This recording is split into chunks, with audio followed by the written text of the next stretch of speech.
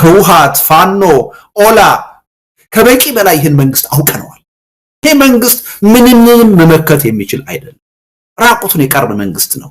ህዝባዊ መሰረቱን ያጣ መንግስት፣ የተነጠለ መንግስት ነው።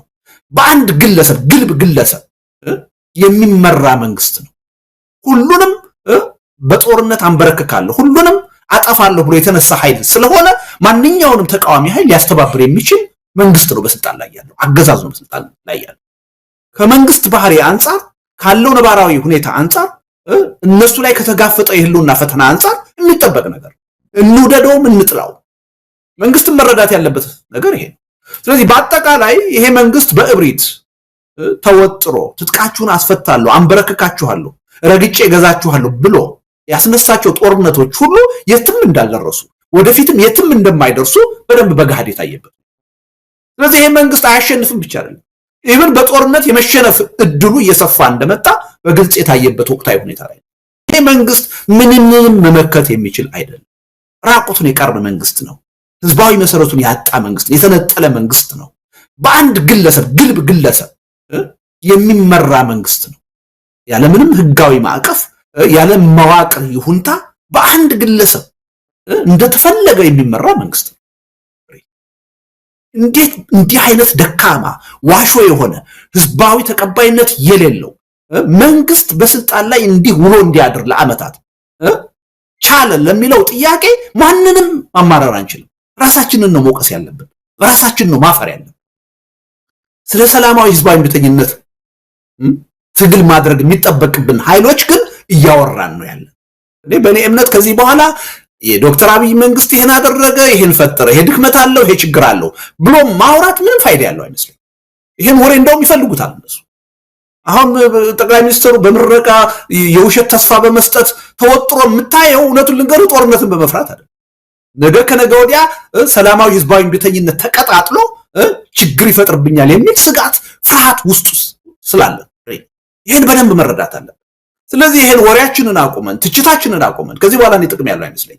ከበቂ በላይ ይሄን መንግስት አውቀነዋል። ከዚህ በኋላ ስለዚህ መንግስት ክፉነት፣ ደካማነት ማንም ሊነግረን የሚችል ኃይል ያለ አይመስለኝ። ተጨማሪ መረጃም የምንፈልግ አይመስለኝ። ስለዚህ ወደ ተግባር እንዴት እንግባ? በቂ የሆኑ ዝግጅቶች ያስፈልጋሉ።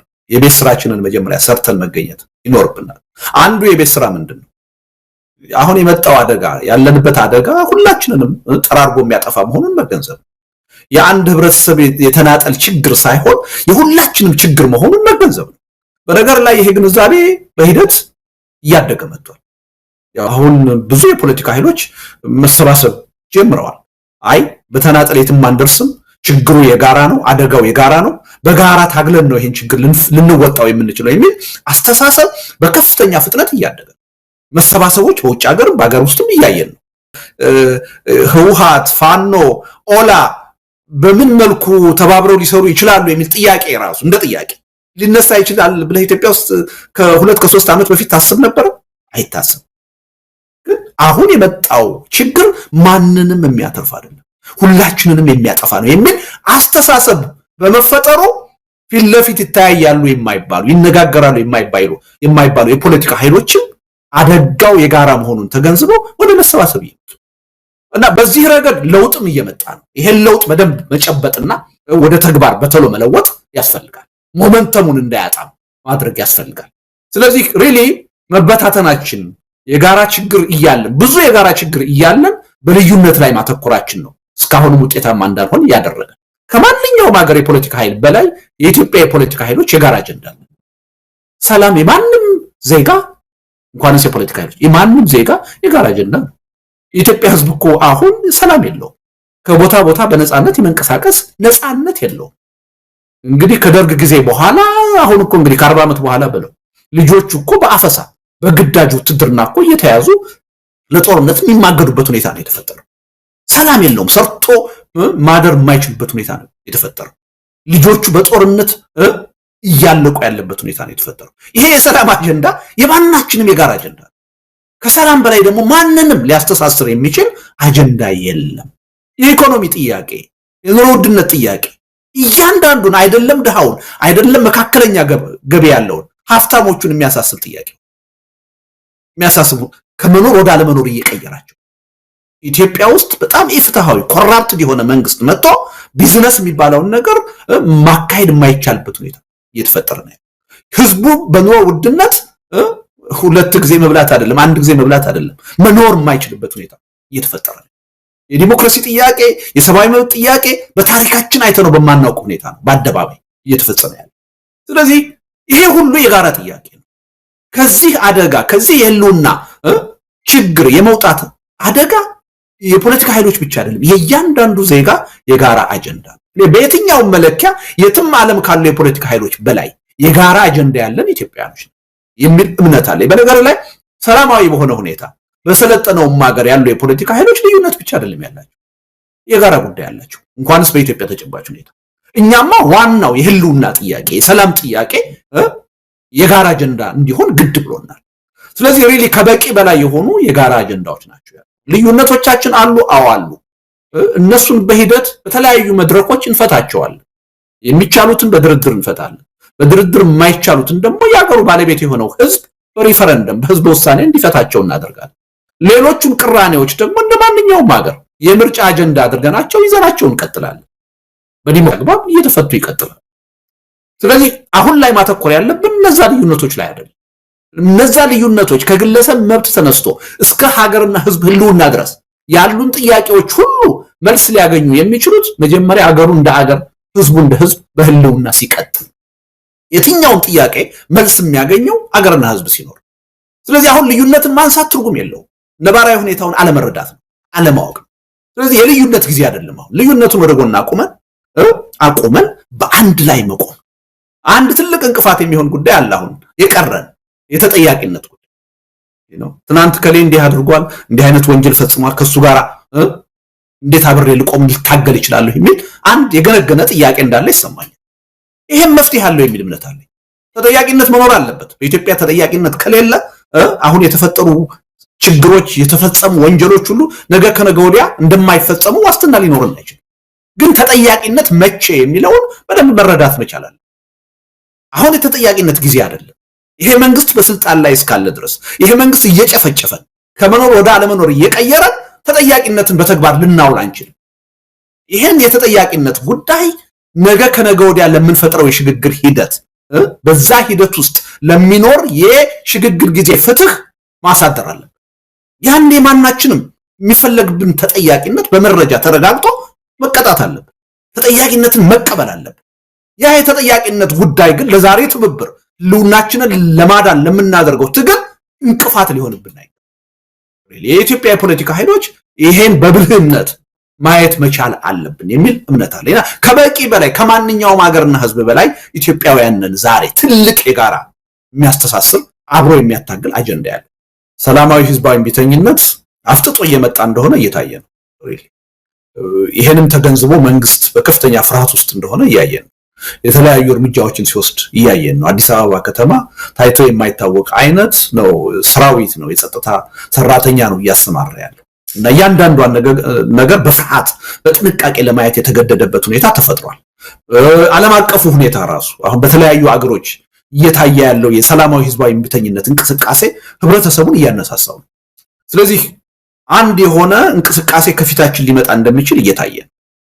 እንግዲህ እዚህ ላይ ነው የኛ ዝግጅት የሚያስፈልገው። ዝም ብሎ ይምጣ አይባልም። ያ ነገር ሲመጣ ቅድም እንዳልኩት እንዳይጠለፍ እንዳይኮላሽ የሚመጣው ለውጥ ደግሞ ዝም ብሎ የአምባገነኖች ለውጥ ሳይሆን ዘላቂ ለውጥ የሚያመጣ እንዲሆን በቂ የሆነ ዝግጅት ያስፈልገናል። የአጀንዳ ዝግጅት ያስፈልገናል። የድርጅት ትብብር ዝግጅት ያስፈልገናል። የንቃተ ህሊና ዝግጅት ያስፈልገናል። ይሄን ነው አሁን ማድረግ ያለብን የሚል ነው የሀገረ ካኦፒ መሰረታዊ ዓላማ ይሄን ዝግጅት ለመፍጠር። ስለዚህ በሰላማዊ ህዝባዊ እምቢተኝነት በኩል አሁን ጫፍ እየደረሰ ሊፈነዳ የተቃረበ ሁኔታ እየተፈጠረ እንደሆነ እያየ የትጥቅ ትግሉ አዲስ አቅጣጫ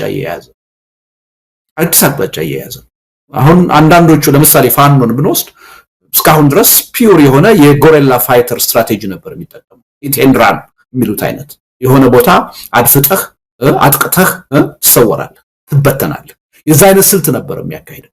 አሁን የሆነ ተርኒንግ ፖይንት ላይ የደረሰ እንደሆነ እያየን ምሽግ ይዞ መከላከል የመንግስትን ምሽግ ሄዶ ማፍረስና መቆጣጠር የሚችልበት ደረጃ ላይ እየደረሰ እንደሆነ እያየን እና አንድ ትልቅ ተርኒንግ ፖይንት እየመጣ በፍጹም ይተባበራሉ ብለን ማናምናቸው ኃይሎች የመተባበር አዝማሚያ እያሳዩ ማንም ሰው መረጃ ይኑረው አይኑረው አሁን ፋኖና ህውሃት ወይም ደግሞ ፋኖና ኦላ የሚተባበሩበት ሁኔታ እየመጣ እንደሆነ እያሸተት ነው። ትርጉም ያለው አይመስለኝም። አሁን ባለው ጦርነት ከጀርባ ህውሃት አለ ኦላ አለ የለም የሚለው ክርክር ትርጉም ያለው አይመስለኝም። አሁን ላይኖሩ ይችላሉ፣ እኔ መረጃ የለኝም። ነገ ከነገ ወዲያ ግን እንደሚኖር ምንም ጥርጥር የለም። ምክንያቱም የስርዓቱ ባህሪ ያን ከማምጣት ወደኋላ የሚላል ሁሉንም በጦርነት አንበረክካለሁ ሁሉንም አጣፋለሁ ብሎ የተነሳ ኃይል ስለሆነ ማንኛውንም ተቃዋሚ ኃይል ሊያስተባብር የሚችል መንግስት ነው በስልጣን ላይ ያለው፣ አገዛዝ ነው በስልጣን ላይ ያለው። ስለዚህ ሊደንቀን አይገባም ማለት ነው። ኢትዮጵያ ውስጥ ያሉ ትናንት ሰፊ የፖለቲካ ቅራኔ ያላቸው ብለን ምናምን የፖለቲካ ኃይሎች ተባብረው ቢመጡ ልንደነቅ አይገባም። ከመንግስት ባህሪ አንጻር ካለው ነባራዊ ሁኔታ አንጻር እነሱ ላይ ከተጋፈጠ የህልውና ፈተና አንጻር የሚጠበቅ ነገር እንውደደውም እንጥላው መንግስትን መረዳት ያለበት ነገር ይሄ ነው። ስለዚህ በአጠቃላይ ይሄ መንግስት በእብሪት ተወጥሮ ትጥቃችሁን አስፈታለሁ አንበረክካችኋለሁ ረግጬ ገዛችኋለሁ ብሎ ያስነሳቸው ጦርነቶች ሁሉ የትም እንዳልደረሱ ወደፊትም የትም እንደማይደርሱ በደንብ በጋድ የታየበት። ስለዚህ ይሄ መንግስት አያሸንፍም ብቻ አይደለም ኢቭን በጦርነት የመሸነፍ እድሉ እየሰፋ እንደመጣ በግልጽ የታየበት ወቅታዊ ሁኔታ ላይ። ስለዚህ እነዚህ በግራም በቀኝም እየመጡ ያሉ ቀውሶች እንዴት ነው ማኔጀብል የሚሆኑት? ሪሊ ይሄ ትውልድ ካለፈው ትውልድ ሁሉ የተሻለ ታሪክ መስራት ካለበት ይሄን ቀውስ እንዴት ነው ማኔጅ ማደርገው በሚለው ጥያቄ ግልጽ የሆነ መረዳት ሊኖር ይገባል። በጦርነትም መተው መንግስትን ቢያወርሱ የመጨረሻ ግብ አይደለም። በሰላማዊ ህዝባዊ እምቢተኝነትም ተንቀሳቅሰን መንግስትን ከስልጣን ብናወርድ የመጨረሻ ግብ አይደለም። ካለፈው ትውልድ የተለየ ታሪክ መስራት ካለብን ምናደርገው ትግል የሚከፈለው መስዋዕትነት በከንቱ መሆን የለበትም። በሆነ የፖለቲካ ኃይል የሚጠለፍ መሆን የለበትም። በሆነ የፖለቲካ ኃይል የሚጨናገፍ መሆን የለበትም። ወይም ሄዶ ለውጡ የአንድ አምባገነን በሌላ አምባገነን መተካት መሆን የለበትም። እነዚህን ሶስት ችግሮች ለመፍታት ከፈለግን አሁን በበቂ ሁኔታ መዘጋጀት አለብን። ቅድም ያልኳቸውን ሁለት ዝግጅቶች ማድረግ አለ። የአስተሳሰብ ዝግጅት ማድረግ አለ። የድርጅት የትብብር ዝግጅት ማድረግ አለ።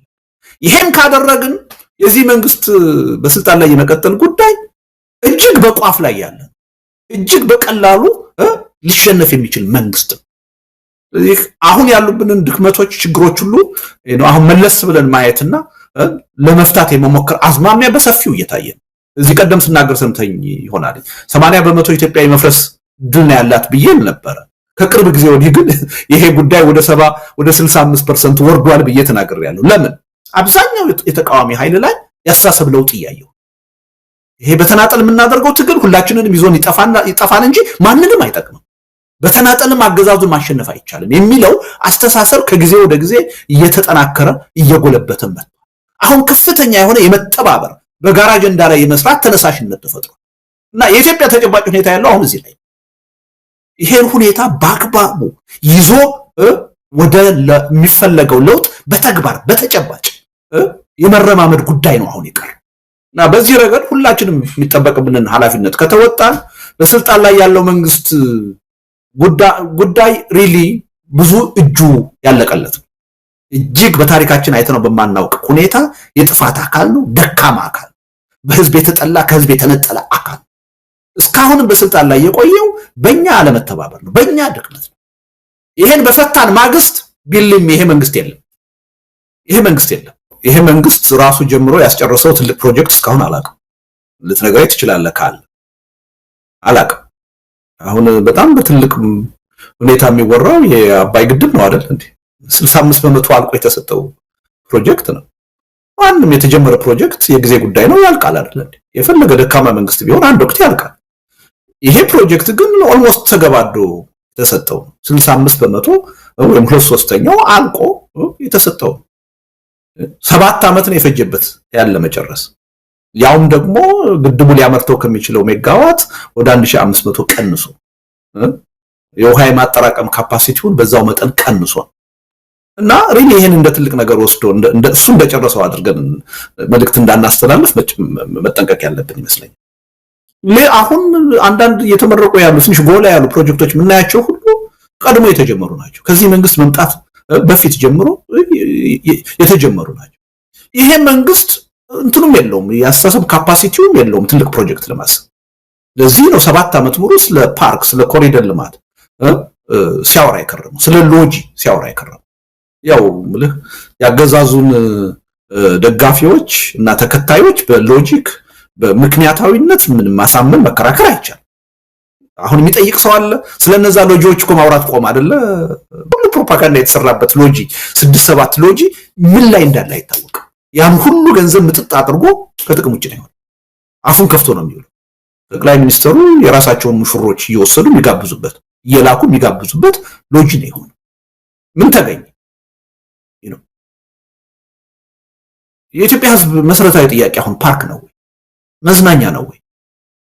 እንኳንስ በኢትዮጵያ ደረጃና በአዲስ አበባ ደረጃ ስንት ማህበራዊ ቀውስ ኢኮኖሚያዊ ቀውስ ነው ያለው። 60% የአዲስ አበባ ሕዝብ እኮ የራሱ መጸዳጃ ሽንት ቤት የለው። አዲስ አበባ ውስጥ ሆኖ ንጹህ ውሃ የማያገኝ በባህር ዛፍ ቅጠል ማገዶ የሚጠቀመው ሕዝብ ስንት ነው?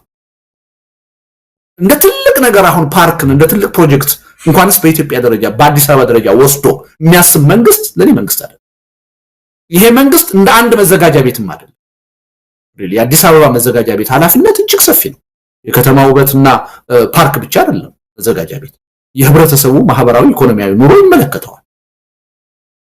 አሁን የኢትዮጵያ መንግስት ግን የሚሰራው ስራ ለአዲስ አበባ መዘጋጃ ቤት አይደለም። በአዲስ አበባ መዘጋጃ ቤት ውስጥ ላለ አንድ ዲፓርትመንትም የማይመጥን እጅግ ግልብ የሆነ ተራ የሆነ ስራ ነው ሲሰራ ያቀረበው ነው በአንድ በኩል ማለት ነው። በሌላ በኩል ደግሞ መጥፎ ነገሮችን ካየን ደግሞ በጦርነት ውስጥ ነው ይኖር። ፕሮጀክትስ እንዴት ትልቅ ፕሮጀክት ይሰራል ብለህ ታስባለህ? አስቸጋሪ እኮ ነገር ነው። አሁን በዘመናችን የሚካሄድ ጦርነት እኮ እጅግ በጣም ውስብስብ። አሁን ኢትዮጵያ ውስጥ የሚደረገውን ጦርነት ሎጂስቲክ የመደገፍ አሁን ትራንስፖርቱን፣ ቤንዚኑን የመሸፈን መሳሪያውን፣ ትጥቁን የመሸፈን ልብሱን የመሸፈን ቀለቡን የመሸፈን ጉዳይ እኮ እጅግ እኮ ከባድ እኮ የሀገሪቱን ኢኮኖሚ እኮ እየበላው እኮ ይሄ መንግስት ገንዘብ እያተመ እንደሚያሰራጭ እናውቃለን። እየበላው እኮ እንኳንስ በዚህ አይነት ሁኔታ የኢኮኖሚ እድገቱ ተገጥቶ ኢንቨስትመንት ተዳክሞና እንደው የተሟላ የኢኮኖሚ እድገት ኖሮ በ10 ዲጂት በ11 ዲጂት እያደግን ማለት ነው። አሁን ያለውን ጦርነት ማካሄድ በራሱ ችግር ውስጥ የሚከት እጅግ ኤክስፔንሲቭ ጦርነት ነው እየተካሄደ ያለ። ይሄ ጦርነት የሀገሪቱን ኢኮኖሚ በልቶታል ውስጡ። አንድ ወቅት ይሄ ኢኮኖሚ ዘጭ እንደሚል ምንም ጥርጥር የለው። አንድ ወቅት ብራችን አንድ ወቅት ዚምባብዌ ሲሆን እንዳየ ነው ወረቀት ይሆን ወደ ወረቀትነት ይቀየራል።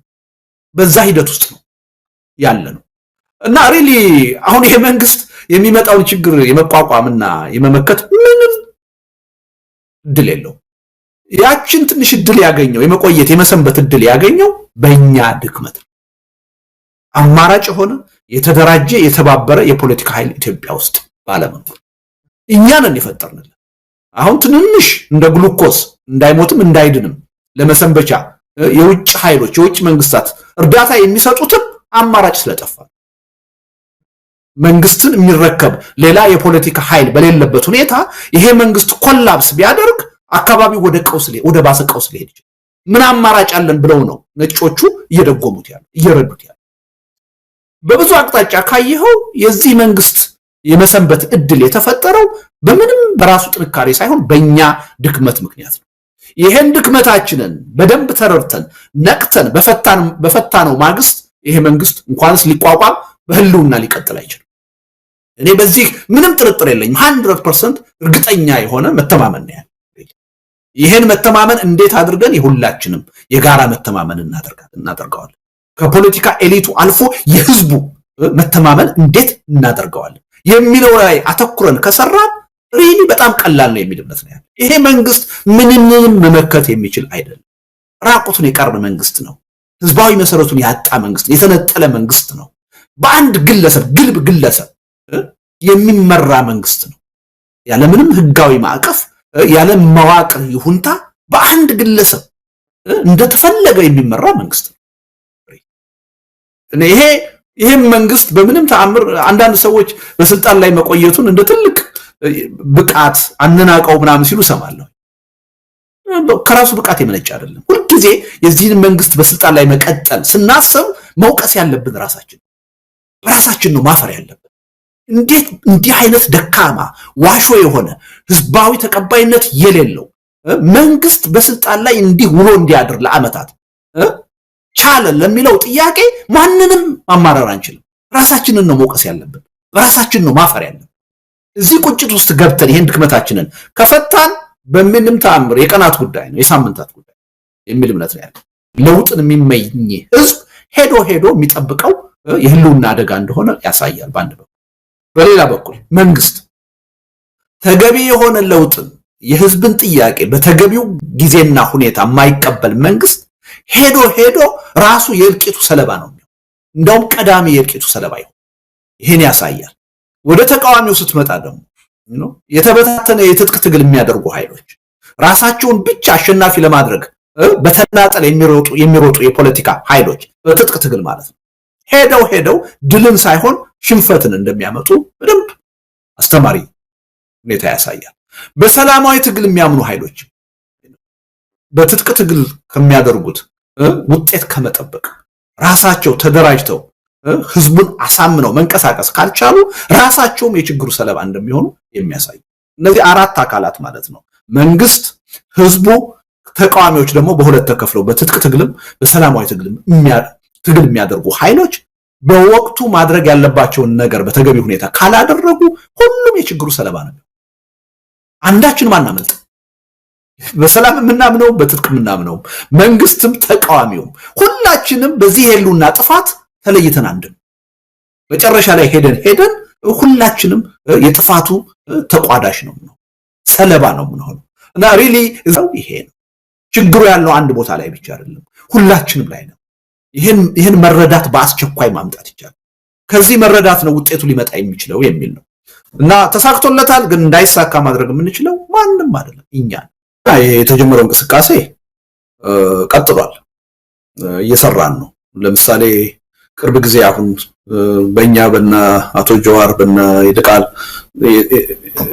ያያችሁት ያ ስብስብ ባለፈው መግለጫ የሰጠው አንድ ጊዜያዊ የሚያቋቁም ምክር ቤት ተቋቁሞ 5 ሰዎች ያሉበት ኮሚቴ አቋቁሞ ነበር። ወደፊት እንዴት እንቀጥል የሚለውን ጥያቄ ለመመለስ ማለት ነው እና የተመረጥነው ሰዎች ስራችን ጨርሰን ለዛ ምክር ቤት እንዴት እንቀጥል የሚለውን ሐሳብ አቅርበን ተቀባይነት አግኝቶ ኦሬዲ ስራዎች እየተሰሩ ነው እና የሚቀጥለው እሁድም ስብሰባ አለ በዚሁ ጉዳይ ላይ ለመምከር ማለት ነው። ስለዚህ የቀጠለ ጉዳይ ነው ማለት ነው። እንደው መድረክ ላይ ሚዲያ ላይ ሳንገኝ ስንቀር ያቆምነው እንዳይመስላችሁ ማለት ነው። ስለዚህ ስራዎች እየተሰሩ ነው። አገር ቤት ያሉ ፓርቲዎች ያው ወደ አንድ የጋራ እንቅስቃሴ ይሄዱ በጣም ደስ በሚል ሁኔታ እኛም መግለጫ አውጥተናል ደግፈን እና አገር ቤትም ያለው ስሜት ተመሳሳይ ነው። መተባበር አለብን፣ በጋራ መስራት አለብን እና ሪሊ ስራ እየተሰራ ነው። ይሄን በአንድ በኩል ነው አልቦዘንም። እኔ ደጋግሜ ተናግሬያለሁ። አሁን ያለው ነባራዊ ሁኔታ እስካልተቀየረ እኔ አልተኛም። እንቅልፍ የለንም፣ እውነቱን ነው የምናገር፣ እንቅልፍ የለንም፣ አንተኛም። ይሄን እየሰራን ነው። ግን ያ ማለት ደግሞ በእያንዳንዱ ቀን እየወጣን ሚዲያ ላይ እንናገራለን ማለት አይደለም። እንደውም ሚዲያ ላይ ሁልጊዜ የምታዩን ከሆነ ስራ እየሰራን አይደለም ማለት ነው። ስለዚህ ይሄን በደንብ መረዳት ያስፈልጋል እንጂ በቁጭት በሴንስ ኦፍ አርጀንሲ ነው እየሰራን ያለነው። ይሄን ህብረተሰቡ ቢረዳው ጥሩ ነው። አንድ ሁለተኛ የዚህ የተጠያቂነትና የመጠራጠር ጉዳይ የተጠያቂነት ጉዳይ ቅድም መልሼዋለሁ። ጊዜ ዛሬ አይደለም ጊዜው። ተጠያቂነት መኖር አለበት፣ ሁላችንም መስማማት አለበት። መታለፍ ያለበት ጉዳይ አይደለም። አሁን የዶክተር አብይ አገዛዝ በስልጣን ላይ ሆኖ ግን ተጠያቂነት ሊመጣ አይችልም። በሚሊዮኖች ህዝብ እልቂት የሚጠየቅ መንግስት በስልጣን ላይ ባለበት ሁኔታ ማነው ተጠያቂ ማነው ጠያቂ የሚሆነው? ምን አይነት ተጠያቂነት ነው የሚመጣው? ተጠያቂነት እኮ ሰላም ይፈልጋል አይደል? ተጠያቂነት እኮ የህግ የበላይነት ይፈልጋል፣ መረጋጋት፣ ዲሞክራሲ እኮ ይፈልጋል። ያ በሌለበት ሁኔታ ዛሬ ተጠያቂነትን እናመጣ እንጂ። ስለዚህ ይህን ተጠያቂነት የህልውና አደጋን ከታደግን በኋላ ለሚመጣ የሽግግር ሂደት እናስተላልፈው። ያኔ ሁላችንም ነፃ የሆነ ማጣራት ተደርጎ ተጠያቂ መሆን አለብን፣ በፍትህ ማለት ነው። ለዚህ ሁላችንም ዝግጁ መሆን አለብን፣ ቃል መግባት አለብን። አሁን እየተፈጠሩ ያሉ ስብስቦች ይህን አንደርስታንድ ያደረጉ ናቸው። ማናችንም ተጠያቂ የሚያደርገን ነገር ካለ በህግ ወደፊት በትራንዚሽናል ጀስቲስ ለመጠየቅ ዝግጁ ነን፣ መጠየቅም አለብን ብለን ነው ይህን እንቅስቃሴ እየፈጠርን። ስለዚህ ይህን በዚህ መዝጋት ያስፈልጋል። እኔ ሁልጊዜ አንድን ነገር ደጋግሞ ማንሳት ጥቅም ያለው አይመስለኝም። ምክንያቱም ብዙ ቦታ ሲነሳ ሰማዋል የተጠያቂነት ስለዚህ አንድ ይሄ ነው። ሁለተኛው ግን ሪሊ በጥንቃቄ ልናየው የሚገባው ጉዳይ የጥርጣሬ ጉዳይ። ኢትዮጵያውያን በጣም ተጠራጣሪዎች ነን። እውነቱን ለመናገር አትጠራጠሩ ሊባል አይቻልም። በአንድ በኩል እንዲጠራጠሩ ህዝቡ እንዲጠራጠር የሚያደርጉ ብዙ ክህደቶች ተፈጽሙ ከትናንት እስከ ዛሬ። ስለዚህ ሊጠራጠር አይደንቅም። ሁለተኛ መጠራጠር ራሱ የተፈጥሮ ጉዳይ ነው። ሂውማን ኔቸር ነው መጠራጠር። አትጠራጠሩ ልንል አንችልም። ግን ያ ጥርጣሬያችን እስከምን ድረስ ነው የሚሆነው? ለትግሉ እንቅፋት እስከሚሆን ድረስ ነው ወይ መሆን ያለበት? የህብረት እንቅፋት እስከሚሆን ነው ወይ መጠራጠር ያለብን የሚለውን ግን በአግባቡ ማየት አለብን። ሪሊ አንዳንዱ ጥርጣሬ ለህብረት እንቅፋት የሚሆን ነው፣ ለትግል እንቅፋት የሚሆን ነው። በዛ ደረጃ ያለ ጥርጣሬ እኔ ከጥርጣሬ በላይ የሆነ አፍራሽነት ነው የሚል እምነት ነው ያለው። አፍራሽነት ነው።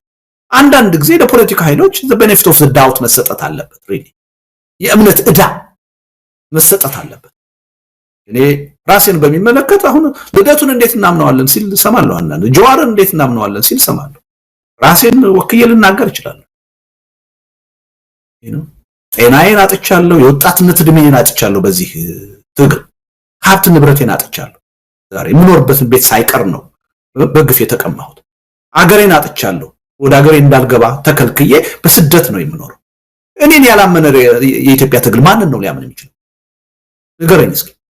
በዚህ ደረጃ ዋጋ የከፈልን ሰዎችን ያላመነ ማንን ነው የሚያምነው? እኛን ከማመን ውጭስ ምን አማራጭ አለው? ከነ ችግራችንን እኛን መቀበል ነው እንጂ ማንኪያቶ እየጠጣ የሚተቸውን ሰው ነው የሚያምነው? ትግሉን በዳር ሆኖ መስዋዕትነት ሳይከፍል ዋጋ ሳይከፍል ለውጥ እንዲመጣ የሚመኘውን ነው የሚያምነው? ማንን ነው የሚያምነው? ስለዚህ አንዳንድ ጊዜ ይሄን ገደቡን ማወቅ አለብን። ሪሊ ዝም ብሎ መጠራጠር ምክንያታዊ አይደለም። መጠራጠር መጥፎ አይደለም፣ ልናስቀረውም አንችልም። ሂውማን ኔቸር ነው። ግን ገደብ ያስፈልገዋል። ለትግሉ እንቅፋት መሆን የለበትም። የትብብር እንቅፋት መሆን የለበትም። አሁን ላይ አንዳንድ ሰዎችና ምናልባትም ስብስቦች ላይ የማየው ጥርጥር ግን በዛ ደረጃ እንቅፋት የሚሆን አፍራሽ ነው። ሪሊ ትክክል አይደለም። ሞቲቡንም ጥያቄ ውስጥ ማስገባት አለብን። እና አንዳንድ ጊዜ የአገሬ ሰው አንድ ተረት አለው በቅሎ የሌለው አህያ ይጋልባል ይላል። በቃ የፈለገ ድክመት ቢኖርብን ችግር ቢኖርብን ዛሬ በትግሉ ግንባር ላይ የተገኘ ነው እኛ ነን።